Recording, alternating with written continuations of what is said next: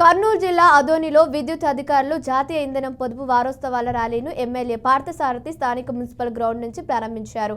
ఇంధనం పొదుపు చేద్దాం, భావితరాలకు వెలుగునిద్దామంటూ విద్యుత్ అధికారులు నినాదాలు చేశారు. ఈ కార్యక్రమంలో విద్యుత్ అధికారులు డిఈ హరిబాబు, ఏడీ పురుషోత్తం పాల్గొన్నారు. కరెంటుని వృధా చేయకుండా ఆదా చేయమని ప్రభుత్వాలు చెప్తా ఉన్నాయి.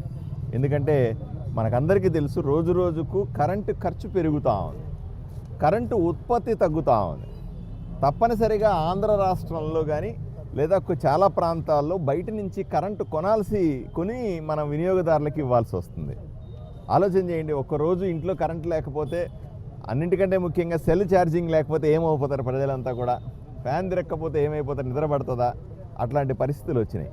కాబట్టి కరెంటును ఆదా చేసుకొని కరెంటు బిల్లు తగ్గించుకోవడం ప్రతి కుటుంబానికి అవసరం.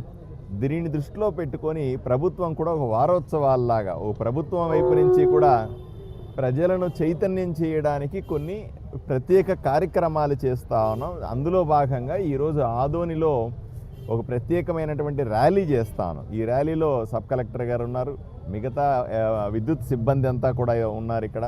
అలాగే ర్యాలీ చేస్తూ స్టాఫ్ కూడా ఉన్నారు, కొంతమంది ప్రజా సంఘాలు కూడా ఉన్నాయి. అందరూ కలిసి ప్రజల్లో చైతన్యం తీసుకొచ్చే ప్రయత్నం చేస్తూ ఉన్నాం. నేను ప్రజలను ఒకటే కోరుకుంటా ఉన్నాను, కరెంటు బిల్లులు తగ్గించుకోండి. ఎందుకంటే మనం చూసాం, గత ప్రభుత్వంలో ఉన్నప్పుడు జగన్మోహన్ రెడ్డి ప్రభుత్వంలో 6 సార్లు కరెంటు బిల్లు పెంచినారు.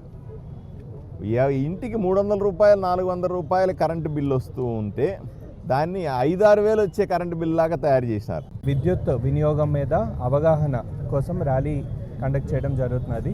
సో ఇందులో భాగంగా ఏంటంటే, మనకి ఈరోజు చూసుకుంటే విద్యుత్ బిల్లు, కరెంటు బిల్ అనేది చాలా ఒక పేద మధ్యతరగతి ప్రజల యొక్క ఎక్స్పెన్సెస్లో ఒక మేజర్ పార్ట్ అది విద్యుత్ బిల్ అన్నది.